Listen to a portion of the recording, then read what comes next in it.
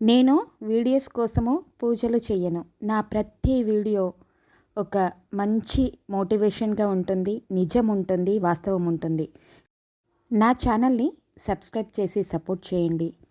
మీ likes, కామెంట్స్‌తో నన్ను ముందుకు నడిపించండి. సంవత్సరంలో వచ్చే రథసప్తమి రోజు ఈ పూజ చేస్తే ఇంటిల్లిపాదిగా ఆయురారోగ్యాలుంటాయి. దీర్ఘకాలిక రోగాలు కూడా మాయమైపోయి ఆయురారోగ్యాలు చేకూరుతాయి. సులువైన పూజ, అద్భుతమైన పూజ. సూర్య భగవానుని ఆరాధించే అద్భుతమైన రోజు ఈరోజు. ఈ పూజ ఎంత సులువుగా చేసుకోవచ్చో, ఆనవాయితీ లేకపోయినా ఎలా చేసుకోవచ్చు అనేది ఈ వీడియోలో వివరిస్తున్నాను. తప్పకుండా వీడియోని స్కిప్ చేయకుండా చూడండి. అద్భుతమైన సూర్యోదయము. ఉదయాన్నే సూర్యోదయం కంటే ముందు లేచి ఆ సూర్యోదయాన్ని చక్కగా చూస్తూ ఇలా పనులు చేసుకుంటే ఇంకా ఆరోగ్యం ఎందుకు సిద్ధించదు? తప్పకుండా సిద్ధిస్తుంది. ఇంకా చక్కటి పచ్చటి చెట్లు, పక్షులు, కిలకిల రావాలు ఎంత అద్భుతంగా అనిపిస్తుందో మాకైతే ఈ మార్నింగ్. ఎలా ఉన్నారు? బాగున్నారా? చాలా రోజుల తర్వాత వీడియోస్ పోస్ట్ చేయనని వీడియో పోస్ట్ చేసి మళ్ళీ ఈ వీడియో ద్వారా మీ ముందుకు వస్తున్నాను. కొన్ని ఇబ్బందులు మనసుకి చాలా పెద్ద గాయం చేశాయి. అందుకే వీడియోస్ పెట్టడము ఎందుకంటే కంటిన్యూషన్ చేయలేనేమో అని వీడియోస్ పెట్టను అని అనుకున్నాను. కానీ మీరు సబ్స్క్రైబర్స్గా నన్ను చాలా సపోర్ట్ చేసి మళ్ళీ వీడియోస్ పోస్ట్ చేయండి. మీ వీడియోస్ చాలా బాగుంటాయి. సక్సెస్ అవ్వకపోయినంత మాత్రాన డిప్రెషన్ కాకండి, మళ్ళీ పోస్ట్ చేయండి అని మంచి మోటివేషన్గా మీరు కామెంట్స్ పెట్టారు. నేను కూడా అనుకున్నాను, ఒక అడుగు ముందుకు వేయాలి కానీ వెనుకకు వేయకూడదు అని మనసుకు అనిపించింది. అందుకే మళ్ళీ వీడియోస్ కంటిన్యూషన్ చేస్తున్నాను. సూర్యోదయం కంటే ముందే లేచి అన్ని పనులు చేసుకోవడం అయితే నాకు మంచి అలవాటు. నాకు మంచి మోటివేషన్గా, మంచి పీస్ఫుల్గా మైండ్ని రిలాక్స్ చేసేది ఈ అద్భుతమైన అలవాటు. ఎవరైనా సరే అంటే సూర్యోదయం కంటే ముందు లేవకుండా 6:30, 7కి లేసేవాళ్ళు మీ అలవాటును మార్చుకొని చూడండి. మీ జీవితంలో ఎటువంటి ప్రాబ్లమ్స్ ఉన్నా కూడా మీ లైఫ్ అనేది చాలా మంచిగా అవుతుంది. సో ఇదైతే చెప్పాలనుకుంటున్నాను. రథసప్తమి కదండి, రథము ముగ్గు వేసుకున్నాను. ఇంటి గుమ్మం ముందు చక్కగా బియ్యపిండితో ముగ్గు పెట్టుకొని కలర్స్ కూడా వేసుకున్నాను. తులసి కోట ముందు పూజ చేసుకుంటాను కాబట్టి తులసి కోట దగ్గర శంఖచక్ర నామాలు ఎప్పుడు వేసుకుంటాను, విష్ణుమూర్తికి ప్రీతికరమైనదిగా. అలాగే చిన్న వ్రతాన్ని అయితే వేసుకున్నాను కలర్స్తో. ఇలా ఇంటి ముందు కూడా వ్రతాన్ని వేసుకుంటాము. అందులో భగవానుడి రూపు వేసి వ్రతాన్ని వేసుకొని రోజు నిత్య దీపారాధన చేసుకునే విధంగానే ఇంట్లో పూజ చేసుకొని సూర్యభగవానుడికి నీటితో ఆద్యాన్ని సమర్పించి హారతి దీపం పెట్టి కొద్దిగా అక్షంతలతో మనం నమస్కారం చేసుకున్నా సరే ఈరోజు చాలా శుభప్రదం అండి. ఇంట్లో ఎవరికైనా ఆరోగ్యం బాగాలేకపోయినా, దీర్ఘకాలిక అనారోగ్యాలతో బాధపడుతున్నా, పిల్లలకి తరచూ ఆరోగ్యాలు పాడైపోతున్నా ఈ పూజ మొదలు పెట్టండి. తప్పకుండా ఇంట్లో మార్పులు వస్తాయి. ఆరోగ్యము ఆటోమేటికల్గా అందరూ ఆరోగ్యాలతో ఉంటారు. సంవత్సరం పాటు మనము ఏదైతే సంకల్పం చెప్పుకొని ఈ పూజ చేసుకుంటామో తప్పకుండా అయితే జరుగుతుంది. ఇది సూర్యభగవానుడికి ప్రతీకగా చేసుకునే పూజలో ముఖ్యమైనది ఏంటంటే వ్రతం అండి. 7 చిక్కుడుకాయలతో ఈ వ్రతాన్ని చేసుకుంటాము. చూశారు కదా. వ్రతాన్ని తయారు చేసే వీడియో అయితే తీయలేకపోయాను. చాలా సులువండి. 7 చిక్కుడుకాయలను తీసుకొని ఏదైనా కొత్త చీపురి కట్టలో ఉన్న పుల్లలు కానీ ఏదైనా పుల్లలను తీసుకొని వాటిని 2 చిక్కుడుకాయలకు 4 వైపుల చెక్కి పైన మళ్ళీ 2 చిక్కుడుకాయలను పెట్టి 4 చిక్కుడుకాయలు అయిపోయిన తర్వాత పైన పుల్లలతో 3 చిక్కుడుకాయలతో గోపురంలాగా చేసుకొని ఒక బంతి పువ్వుని పెట్టుకొని ఒక ఇత్తడి ప్లేట్లో పెట్టి తర్వాత తమలపాకులలో సూర్యరూపము పసుపుతో తయారు చేసుకొని తులసి కోట ముందు చక్కగా దీపారాధన చేసుకొని తులసి పూజ చేసుకుంటూ తర్వాత సూర్య భగవానుడికి సంబంధించిన అష్టోత్తర నామావళిని చదువుకొని ఇక్కడ నైవేద్యం విషయానికి వస్తే పండో పలమో ఏదైనా పెట్టొచ్చు.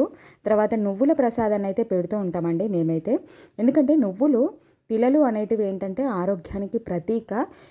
ఈ సంక్రాంతి వ్రతాలు చేసుకునేటప్పుడు సంక్రాంతి నోములకి కానీ భోగి రోజు కానీ మేము ఎక్కువగా నువ్వుల ప్రసాదాన్నే పెడుతూ ఉంటాము. అది ఆరోగ్యము సిద్ధిస్తుంది అనేది చెప్పబడింది, పెద్దవాళ్ళు చెప్పారు. ఇంక అలాగే ఆచరించి పండ్లు కానీ ఫలం కానీ ఏదైనా పెట్టి ఇంక ఈరోజు ఇలాగా తులసి కోట ముందు మాత్రమే ఈ పూజన చేసుకోవాలండి. చక్కగా తులసి కోటకి అలంకరణ చేసి తులసి పూజ చేసుకొని ఇంకా స్వామివారికి ని తలుచుకొని ఇంకా ఆ చిక్కుడుగాయలు మనము 7 అశ్వాలకు ప్రతీక అని చెప్పాము కాబట్టి ఆయన ఇంకా వ్రతం అంటే వేసుకొని ఎక్కడికైనా సరే వ్రతం మీదనే వస్తాడు కదా సూర్యభగవానుడు. 7 అశ్వాలతో ఉన్న వ్రతం మీద వస్తాడు కాబట్టి ఇంకా తన రూపుని పసుపుతో మనము ఈ తమలపాకులలో వేసి అక్కడ పువ్వులతో అర్చన చేసుకుంటాను. ఇంక ఇలాగ చేసుకున్న తర్వాత యథాశక్తిగా పండు ఫలము కొబ్బరికాయను నారికెల నైవేద్యము ఏదో ఒక నైవేద్యాన్ని పెట్టి తులసి పూజ చేసుకుంటూ ఇలాగ పూజ చేసుకుంటే చాలా మంచిదండి. ఇంత సులువైన పూజ. ఇంక ఇది ఆనవాయితీ ఉన్నవాళ్ళు మాత్రమే చేయాలా, ఎలా చేయాలి ఏంటి అనేది ఏమీ ఉండదు. మనము ఇంట్లో బాగాలేదు, పరిస్థితి బాగాలేదు, ఆరోగ్యం బాగాలేదు అనుకున్నప్పుడు చక్కగా రథసప్తమి రోజు అయితే చేసుకోవచ్చు. ఇంకా నేను అలాగే మొదలు పెట్టానండి. నాకు చాలా మేలు చేసింది ఈ పూజ. ఇంక అందుకే ప్రతి రథసప్తమి రోజు తప్పకుండా ఇంకా ఇలాగ చిక్కుడుకాయల వ్రతాన్ని చేసుకొని తులసి పూజ చేసుకొని ఆ స్వామివారిని అష్టోత్తర నామావళితో అర్చన చేసుకొని సూర్యుడికి నీటితో ఆద్యాన్ని సమర్పించి చక్కగా నమస్కారం చేసుకుంటే మాత్రము నాకు చాలా మంచి జరిగిందండి. ఇంట్లో ఎటువంటి అనారోగ్యం ఉన్నా సరే అంటే పెద్ద పెద్ద ఖర్చులు పెట్టి హాస్పిటల్స్కి తిరిగే పరిస్థితి ఉండే, అటువంటి పరిస్థితి నుంచి బయటపడి పిల్లలకి ఏ చిన్న చిన్న ప్రాబ్లమ్స్ వచ్చినా సరే మంచి రెమెడీస్ ఫాలో అవుతూ ఇంకా అవి పెద్దగా కాకుండా అయితే నాకు ఇంట్లో అయితే ఇలాంటి పరిస్థితి అయితే ఉందండి. ఇంట్లో ఒక ట్యాబ్లెట్స్ కానీ ఏది కానీ ఉండదు. పిల్లలకి అస్తమానం అనారోగ్యం అనేది ఉండదు. ఇంకా అలా అయితే ఈ సూర్యభగవానుడు అయితే కాపాడుతున్నాడు ఈ పూజ ద్వారా. ఇంకా మీరు కూడా ఇలాగే చేసుకోవచ్చు. మన పూజలు మన వ్రతాలు ఎలాగ ఉండాలి అంటే మనసుకు నచ్చే విధంగా ఉండాలి. ఏదైనా పూజ మొదలు పెడుతున్నప్పుడు అనుమానం లేకుండా మొదలుపెట్టి దాన్ని కంటిన్యూషన్ చేయగలము అనే నమ్మకం ఉన్నప్పుడే ఆ పూజలను చేసుకోవాలండి. ఒకసారి చేయడము తర్వాత వదిలేయడము అలా కాకుండా సులువుగా మొదలు పెట్టుకోండి. ప్రతి పూజలో వెసులుబాటు ఉంటుంది. ప్రతి దాంట్లో మనకు నచ్చిన విధంగా చేసుకునే విధానం ఉంటుంది, సాంప్రదాయం ఉంటుంది, పద్ధతి ఉంటుంది, ఆచారం ఉంటుంది. అది ఎలా ఉందో అలాగా పాటించుకుంటూ సులువుగా చేసుకుంటూ చక్కగా ఇంట్లో పూజలు ఇలా చేసుకుంటూ ఇంట్లో మంచి పాజిటివ్ వైబ్రేషన్స్ తప్పకుండా వస్తాయి. చూసారు కదా, ఇలాగ చక్కగా పూజ చేసుకున్నాను. చక్కెర పలుకులు తర్వాత నువ్వులతో నైవేద్యం పెట్టాను. ఇంకా ఇలాగ పూజ అయితే పూర్తయిపోయిందండి. ఇంక ఈ వీడియో మీకు ఎలా అనిపించిందో తప్పకుండా కామెంట్ బాక్స్లో అయితే తెలియచేయండి. సబ్స్క్రైబర్స్కి ఒకసారి సారీ చెప్తున్నాను, ఎందుకంటే వీడియోస్ పోస్ట్ చేయనని పెట్టి మళ్ళీ ఇలా కంటిన్యూషన్ చేయడము మీ వల్లే, మీరు సపోర్ట్ వల్లనే మళ్ళీ నాకు ఒక మంచి బూస్టప్ ఇచ్చారు, మంచి ఎనర్జీ ఇచ్చారు. ఇంక ఇలాగ పూజ పూర్తి అయిపోయిన తర్వాత సంక్రాంతి నోములు నోచుకోలేకపోయానండి. ఇంకా ఇలాగ ఈ పూజ పూర్తి అయిపోయిన తర్వాత సంక్రాంతికి నోములని కూడా చేసుకున్నాను. ఆ వీడియో కూడా త్వరలో పెడతాను. తప్పకుండా నన్ను ఇలాగే మీరు మంచిగా సపోర్ట్ చేయాలని మనస్ఫూర్తిగా కోరుకుంటున్నానండి.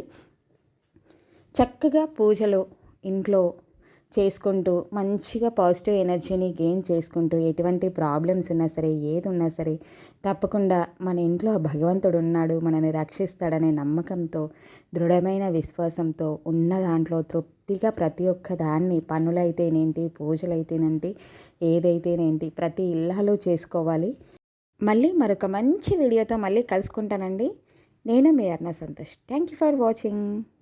అందరికీ నా హృదయపూర్వక నమస్కారాలు. Bye bye.